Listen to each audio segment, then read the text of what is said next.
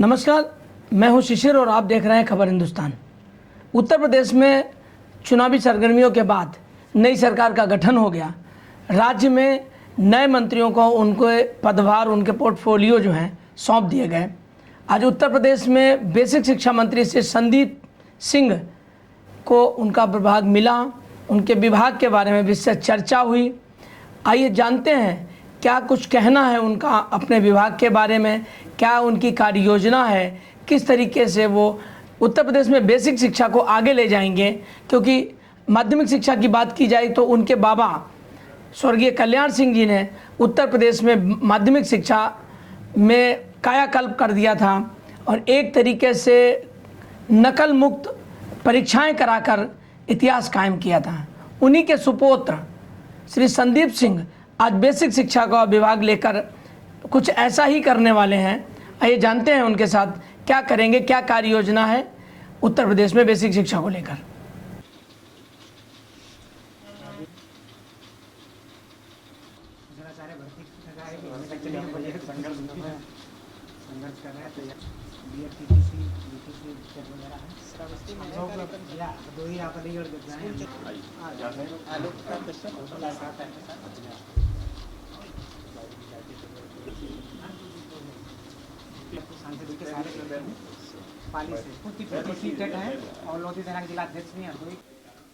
देश के सबसे बड़े राज्य का बेसिक शिक्षा का विभाग सबसे बड़ा विभाग है, बहुत बड़ी जिम्मेदारी है और चुनौतियां बहुत हैं। आइए जानते हैं संदीप सिंह जी से कि कैसे इन चुनौतियों से पार पाएंगे। संघर्ष में वो कहीं भी पीछे नहीं हैं। सर, कैसे करेंगे? उत्तर प्रदेश सरकार का बहुत बड़ा विभाग आपको मिला है, बहुत बड़ा दायित्व मिला है आपको। जी, बेसिक शिक्षा विभाग ज़मीनी स्तर पे प्रदेश के भविष्य के साथ जुड़ा हुआ विभाग है और इस विभाग के माध्यम से हम सब जितने भी हमारे प्रदेश के नौनिहाल बच्चे हैं उनके भविष्य को सुधारने का कार्य करते हैं, बेहतर से बेहतर शिक्षा प्रदान करने का कार्य करते हैं।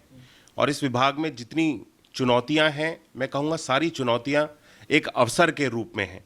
इन सारी चुनौतियों को एक अवसर के रूप में लेते हुए हम सब प्रदेश में जितने भी हमारे परिषदीय विद्यालय हैं, मिशन कायाकल्प के अंतर्गत हमारा एक विशेष अभियान चलाया गया, जिसके माध्यम से हम सब लोगों ने पिछले 5 वर्ष के कार्यकाल में माननीय मुख्यमंत्री जी के नेतृत्व में जितने भी बेसिक शिक्षा परिषद के हमारे परिषदीय विद्यालय थे, सभी में जितनी मूलभूत सुविधाएं थीं उनको पहुंचाने का कार्य किया। हर एक विद्यालय तक पीने के लिए साफ पेयजल की व्यवस्था हो, शौचालय हो, बच्चों के पढ़ने के लिए पाठ्य पुस्तक हो, बच्चों के पास जूते, मोजे, कॉपी, किताब, ड्रेस, हर एक चीज़ की व्यवस्था हो। एमडीएम के माध्यम से बच्चों को भोजन मिले। इन सारी व्यवस्थाओं पे मिशन कायाकल्प के अंतर्गत पिछले 5 वर्षों में बहुत कार्य किया गया और यही कहीं ना कहीं एक कारण भी रहा कि प्रदेश में लाखों की संख्या में जो छात्र हैं, नए छात्र पिछले 5 वर्ष के कार्यकाल में हमारे बेसिक शिक्षा विभाग से जुड़े, शिक्षा की व्यवस्था से जुड़े। माननीय मुख्यमंत्री जी के द्वारा इस वर्ष भी, हालांकि क्योंकि 2 वर्ष से हमारे जितने भी परिषदीय विद्यालय थे, कोरोना के काल में सभी जगह जो भी पठन पाठन का कार्य है वो ऑनलाइन चल रहा था, लेकिन अब जब कोविड काल समाप्त हो चुका है और फिर से हम सब अपने स्कूल्स को खोलने के लिए जा रहे हैं, तो स्कूल चलो अभियान के माध्यम से, जो कि पहले भी चलता रहा है, एक बार फिर से हम 4 तारीख से स्कूल चलो अभियान के माध्यम से माननीय मुख्यमंत्री जी इस अभियान की प्रारंभ करेंगे। एक बार फिर से स्कूल जितने भी बच्चे ऐसे हैं अभिभावकों तक पहुंचने का प्रयास करेंगे। जो बच्चे अभी तक स्कूल नहीं आ पाते हैं, हर एक व्यक्ति को, हर एक बच्चे को हम स्कूल तक लेकर के आने का काम करें और उनके भविष्य को बेहतर बनाने का कार्य करें।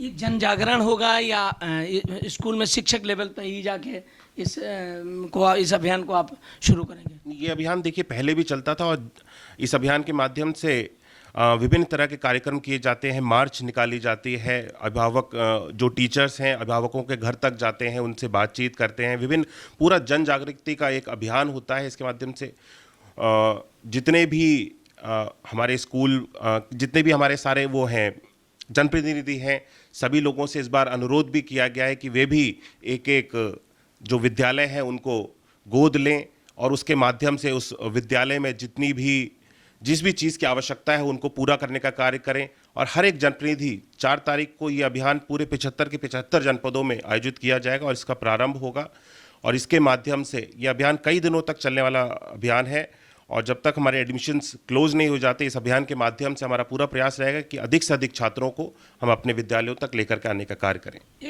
एक बड़ी समस्या है और ये सरकार का संकल्प भी है कि स्कूल में बच्चों को बैठने के लिए फर्नीचर की व्यवस्था सरकार कराएगी, उसमें क्या कर रहे हैं सर आप?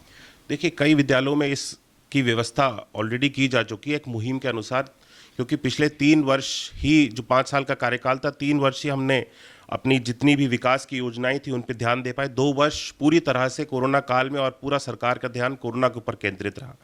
तो अब फिर से हमने अपना जो 100 दिन का एजेंडा बनाया है और उसके बाद 6 महीने का एजेंडा होगा, उसके बाद 1 साल का एजेंडा होगा, इन सारी चीज़ों को सम्मिलित करते हुए सरकार की प्राथमिकता है कि हर एक परिषदीय विद्यालय में बच्चों के पास जितनी भी मूलभूत सुविधाएं, हर एक सुविधा, पीने के लिए पेयजल की व्यवस्था पाइपलाइन के माध्यम से हो, हर एक विद्यालय में फर्नीचर हो, शिक्षकों की पर्याप्त मात्रा हो, हर एक चीज़ को, हर एक सुविधा को पूर्ण रूप से मुहैया कराने का कार्य हमारी सरकार के द्वारा किया जाएगा। शिक्षकों की बात आपने की है, तो शिक्षकों में कुछ आक्रोश था इस चुनाव में, एनपीएस को लेके था और दूसरा उनका ट्रांसफ़र को लेके, उसमें सरकार क्या कर रही है? आप कुछ नया करेंगे आप?